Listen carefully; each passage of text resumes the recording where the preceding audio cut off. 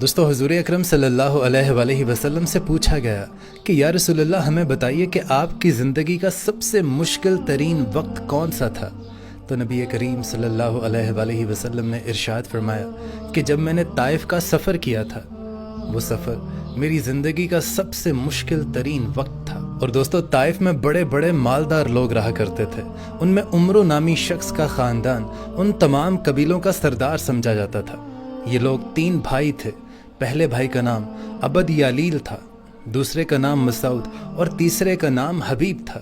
اب نبی کریم صلی اللہ علیہ وآلہ وسلم ان کے پاس تشریف لے گئے اور انہیں اسلام کی دعوت دی، لیکن ان تینوں بھائیوں نے اسلام کی دعوت کو قبول کرنے کی بجائے آپ صلی اللہ علیہ وآلہ وسلم کو نعوذ باللہ برا بھلا کہنا شروع کر دیا۔ اور دوستو ستم یہ کہ صرف اسی پر انہوں نے بس نہیں کی، بلکہ شرارتی لڑکوں کو نبی پاک صلی اللہ علیہ وآلہ وسلم کے پیچھے لگا دیا، جو آپ صلی اللہ علیہ وآلہ وسلم پر پتھر پھینکتے۔ جب آپ صلی اللہ علیہ وآلہ وسلم زخموں سے چور ہو کر بیٹھ جاتے تو یہ ظالم بے دردی کے ساتھ آپ کا بازو پکڑ کر اٹھا دیتے، اور جب چلنے لگتے تو آپ صلی اللہ علیہ وآلہ وسلم پر پتھر مارتے۔ انہوں نے اس قدر نبی پاک صلی اللہ علیہ وآلہ وسلم پر ظلم کیا کہ آپ آقا صلی اللہ علیہ وآلہ وسلم کے جوتے مبارک خون سے بھر گئے، لیکن آپ صلی اللہ علیہ وآلہ وسلم اسی تکلیف کے ساتھ چلتے رہے، یہاں تک کہ ایک مقام پر پہنچ کر آپ نے حضرت جبریل امین علیہ السلام کو دیکھا، لیکن ان کے ساتھ ایک اور فرشتہ بھی موجود تھا۔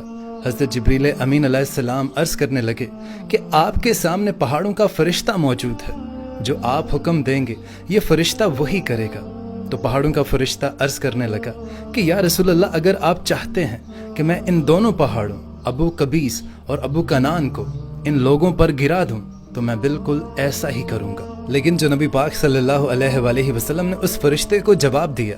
میں وہیں پر کتاب بند کی اور چند لمحے کے لیے سوچنے لگا کہ اگر ہمارے پاس کوئی ایسی پاور ہوتی، کسی شخص نے ہمارے ساتھ ظلم کیا ہوتا، زیادتی کی ہوتی، ہمیں مارا پیٹا ہوتا، اور کوئی ہمیں یہ کہے کہ ہم اس کو مار دیں یا اس کے اوپر پہاڑ گرا دیں، تو ہم ایک لمحہ بھی نہ لگاتے۔ لیکن قربان جاؤں نبی پاک صلی اللہ علیہ وآلہ وسلم نے آپ نے ارشاد فرمایا کہ تم ایسا ہرگز مت کرنا، میں امید کرتا ہوں کہ اللہ پاک ان کی نسلوں میں سے ایسے بندے پیدا فرمائے گا جو اللہ پاک کی عبادت کریں گے۔ لیکن دوستو ابھی قصہ ختم نہیں ہوا۔ وہی شخص جس کے کہنے پر آپ صلی اللہ علیہ وآلہ وسلم پر پتھراؤ کیا گیا، آپ کو لہو لہان کیا گیا، جس نے آپ کو برا بھلا کہا، جس نے آپ کی اسلام کی دعوت کو قبول نہیں کیا، اس شخص کا نام عبد یالیل تھا۔ وہی شخص ایک دفعہ مدینہ میں اپنا وفد لے کر آیا تو نبی پاک صلی اللہ علیہ وآلہ وسلم نے مسجد نبوی میں اس کا خیمہ لگایا۔ عبد یالیل جتنے دن بھی مدینے میں رہا، نبی پاک صلی اللہ علیہ وآلہ وسلم نماز عشاء کے بعد ہر